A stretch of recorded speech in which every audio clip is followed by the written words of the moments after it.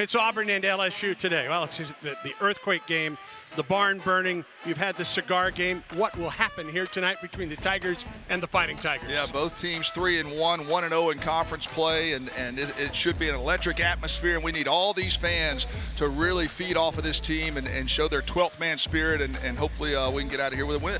Auburn and LSU, War Eagle.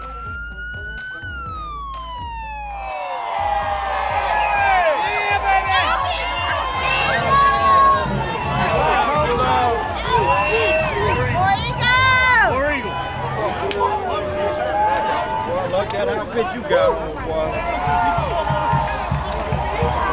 Number one, all day! All day!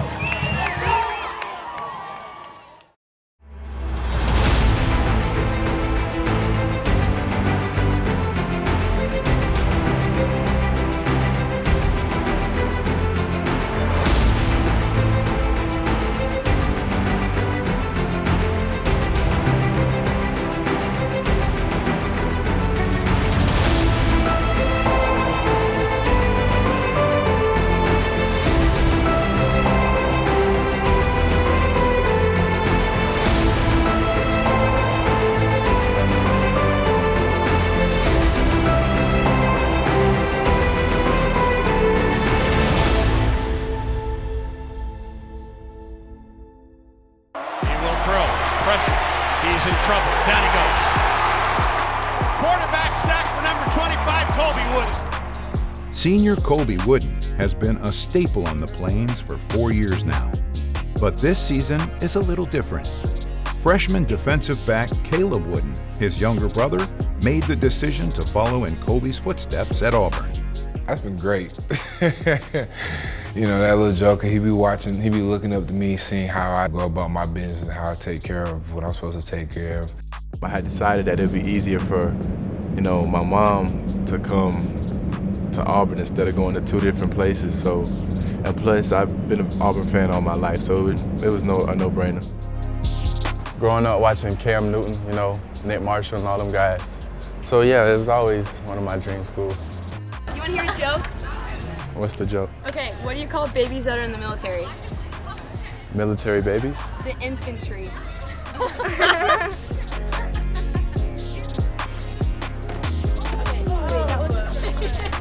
There's a reason I play football, you feel me? Just last year I was a recruit, you know, watching Tiger Walk and all that stuff, and then now that I'm actually here, you know, running onto the field when they blow the smoke cannons and all that stuff comes up, it was just surreal.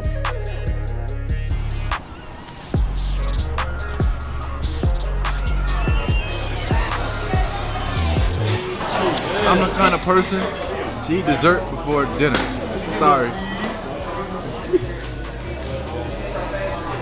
You wasn't good enough. How about that? Anything that, you know, we can turn into a competition, we do. And I always want to win just to say I beat you, just because he's my brother.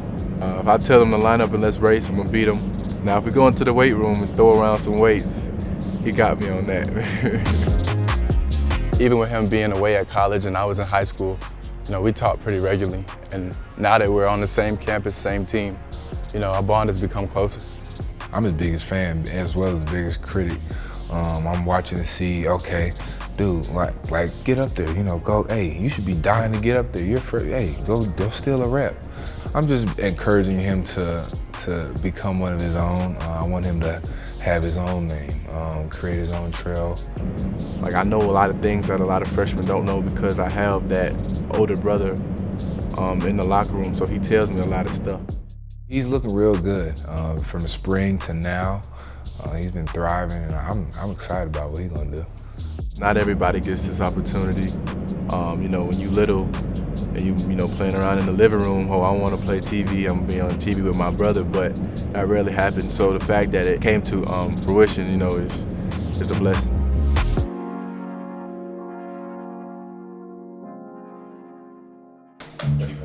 All right, man, coverage.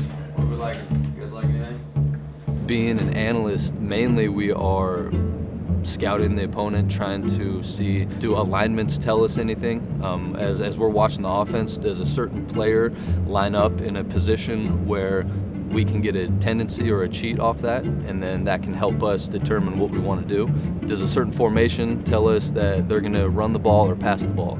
You know, we're constantly looking at things like that to help us make decisions in the game plan, so then on Saturdays we go out there and we have a great idea of what we're trying to do. They do so much in advance that we walk in on Sunday and they're handing us all these details and all these reports that they've spent hours and hours on that nobody the week before is even thinking about. We're just focusing on right now. They're thinking weeks in advance.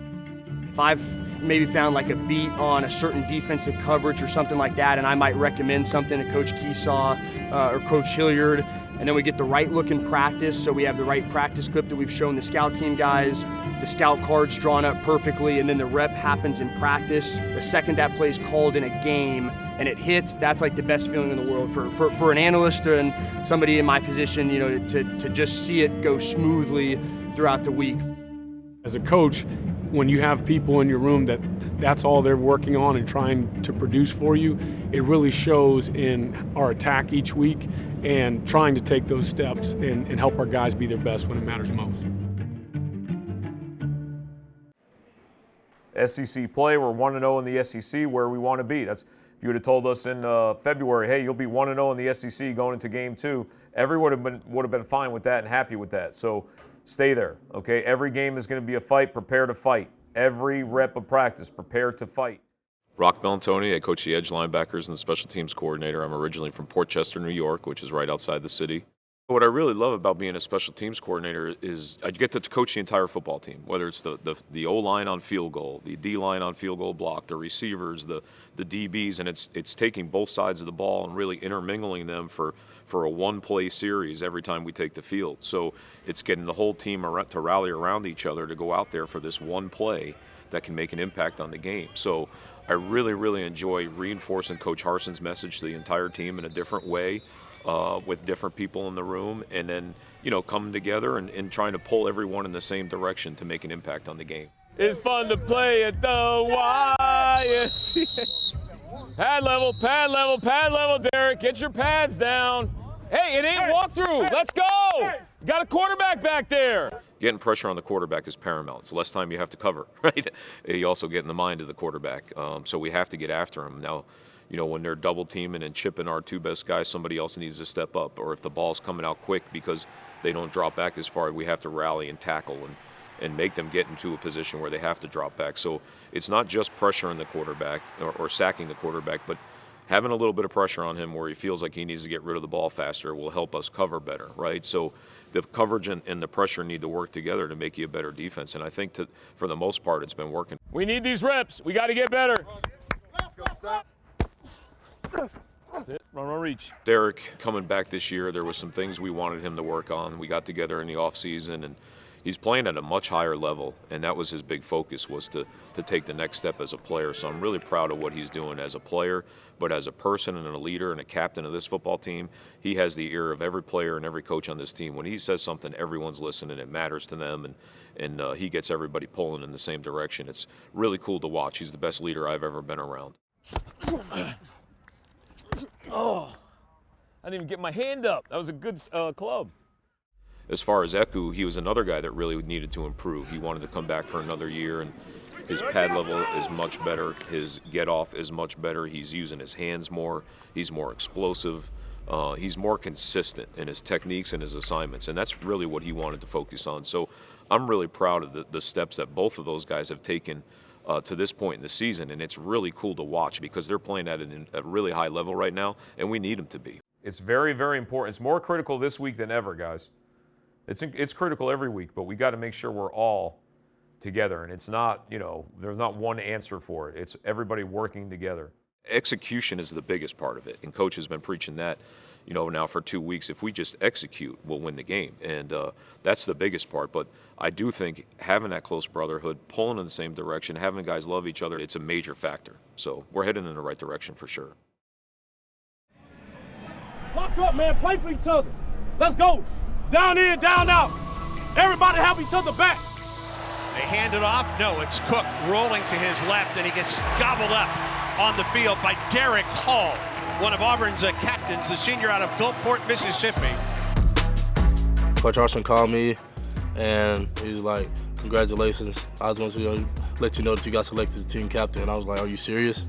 It's a blessing and an honor because, I mean, that's something, I remember for the rest of my life, having that brick in front of Derrick Hall Stadium and being able to come back and see that and, just see the hard work that I've put in be shown and be represented means a lot to me. It means a lot to me that my peers and my teammates selected me because it says a lot about not only who I am, but how they feel about me.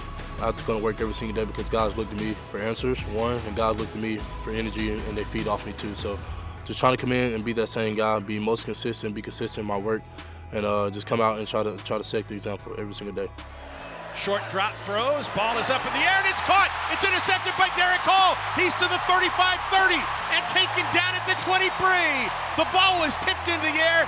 Derrick Hall with the interception. Last summer, right before the game, heading into camp, I was like, dang, I need a celebration for this year. Got in the first game, got a sack, and it just happened. I mean, it was natural. It wasn't like I planned for it or anything like that. I was just like, I did it, and it stuck. And now, I mean, you see pictures of other people doing it. I mean, my teammates doing it, celebrating with me. I have handshakes with TJ and Eku and a lot of the guys shooting the bow, and it's become a thing around here, and I love it, and it's just something that I rock with. Time to party, baby. Time to party. He was extremely proud of us. Just maybe celebrate that moment with him, that's special because we believe in what Coach Harson's doing and the place that he's taking his program. So to be able to have that moment, realize, man, we got that one down, one no SEC play. Let's move on to the next week.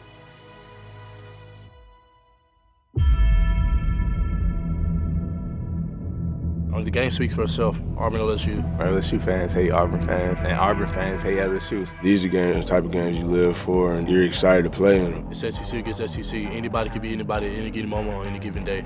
I gotta hate LSU now, so I'm just excited to go against my friends. It's gonna be a great game. We're gonna play this at home, 6 o'clock. I mean, it's gonna be rocking. Jordan Harris gonna be rocking. It means a lot to this team, it means a lot to this program, and we're gonna come out this weekend and try to put our best performance together. We're about ready for football. Auburn and LSU. What does tonight's game have in store? Flanking Ashford, ball at the left hash. They bring 5. Ashford cuts it loose, complete to the sideline to the 45, and it's a first down to Coy Moore. Ashford from the gun. Steps up into the pocket, now rolls, he throws up the sideline, wide open. He's got it, Johnson at the 10. He's to the 5, he scores! Javarius Johnson, touchdown Auburn! Crowd was phenomenal, and they have been this whole entire season, and I appreciate that. Our players do as well. You could feel that out there. That was our advantage. Play action. Daniels with time. Now flushed, and down he goes. He barely got back to the line of scrimmage. Eku Leota looks, now runs. Taken down in the play. Stopped by Marcus Harris. Daniels to throw. Auburn rushes 4. He goes down. Guess who? Guess who? Number 25, Colby Wooden, under center, and it is a run, a quarterback keeper, and a nice one. Throw across the middle. It's Javarius Johnson. He's got the first down. We felt like we could throw the ball in this game. Robbie showed that. I mean, he made some really good throws. He scrambled, made some big plays. Ashford rolls to the Auburn boundary, throws across his body. Man wide open. Man wide open on the play, Jarquez Hunter. He's to the 45-40, down the sideline 30, to the 25 and out of bounds at the 19. Hank Bigsby, the tailback, a play action to him. Ashford looks, he's got a man wide open. Touchdown, Camden Brown. Touchdown, Auburn. Auburn takes a 2-touchdown lead. It comes down to execution because really every single play, there's a chance for you to be successful. It's just how many plays does the other team win, how many plays do you win, and at the end of it, that results in a score. Daniels, quarterback draw. Down he goes, back at the 10. Colby Wooden is having a heck of a first half for Auburn. Daniels in an empty backfield, rolls to his right, looks and he throws, complete to the tight end, taken down at the 18-yard line. Ashford from the gun, hands off again to Jarquez, puts his head down, he gets across the 50 and gets to the 49 before he's brought down from the gun. Here's a throw up the sideline, Coy Moore inside the 20. First down Auburn into double coverage, and Coy Moore took it away. That's where our chunk yardage was. was in the pass game, and that was good for us. And in order to move the ball down the field, be explosive, get into better field position, you got to do that. And I thought we did some of those things well tonight. They bring the blitz. He throws away from it to John Samuel Schenker. Schenker 25-15 and down to the 11-yard line. Good snap, ball down. Kick is on the way from Anders. And the kick is good. He has never missed from this distance. Rolls to the boundary for LSU, and he fumbles the ball out of bounds. Taken down by Derrick Hall, the SEC Defensive Lineman of the Week. Robbie Ashford looks, now flushed out of the pocket. He's in trouble, flag is down, he throws, the ball is loose, LSU picks it up. Jay Ward is into the end zone. Snap to Ashford, looks and he throws, it's complete to Bigsby. Bigsby makes the first man and the second man miss. Take Bigsby near the 40-yard line and an Auburn first down. And it's a handoff, a double handoff. And Ashford's gonna throw it up the sideline, and it's caught down to the 22-yard line. Wow, Omari Kelly. Holy cow. Daniels floats it to Thomas. Taken down at the 22-yard line. Nicely played by Nehemiah Pritchett to come up and make the open field tackle. He gets the carry, he dives. He didn't get there. He ran right into Wesley Steiner on 2nd and goal from the half-yard line. The handoff. It's the run, and he's in. Touchdown on the quarterback keeper with 15 seconds to go. In the second quarter play, an extra point will make it a 3-point game. I thought we got off to a fast start, did some good things. Second half was an area where we know we have to improve, and that kind of showed up again. Pocket goes down, and so does Daniels. Auburn makes a rush. Daniels throws incomplete. It's going to be Ashford right up the middle, 30, 35, out across the 40, out to the 43-yard line. Perhaps a touchdown and saving tackle. Ashford runs, throws. He's got a man wide open. It's Fromm again. Daniels, the handoff, and Williams is taken down behind the line of scrimmage by Derrick Hall. Handoff to the second man, breaks a tackle, gets inside the 10 to the 5 as John Emery Jr. scores a touchdown. For Ashford, cuts it loose, it's complete. John Samuel Schenker across midfield. Handoff. Jarquez Hunter. Jarquez Hunter inside the 20 to the 16. Ashford from the gun throws. It's complete. Coy Moore at the 6. From the left hash on 4th and 1. Ashford with the quarterback keeper. Second effort, he's got it. He's inside the 5. That's a first down for Auburn. There's the snap. Hand off to Coy Moore. He wants to throw. He's in trouble and he throws it. It's intercepted. That's part of opening it up and using some of our playmakers and players on this team to go get some big plays, and we were able to do that on some of them, and that one didn't work. 2nd and 5 for LSU. Auburn blitzes, they get it to Emery, and he loses. Auburn says it has it. Auburn does have it. They have it. Number 99, Jason Jones came out of the pile with the football. Hand off to Tank Bigsby. Bigsby 35-40, 45-50, into LSU territory to the 45. Tank Bigsby with the carries. Ashford steps into the throw. It is picked off. I think the tail of the game comes down to the turnovers. As we outgained LSU, we did a lot of really positive things, but the takeaways become a big factor. And that's the difference in the game. And LSU wins it by a score of 21-17. Disappointed for our players, and know those guys, they put the effort in to have a chance to go back out and prepare themselves and to be a better football team next week. Learn from this game and move on to Georgia and get ready to play them.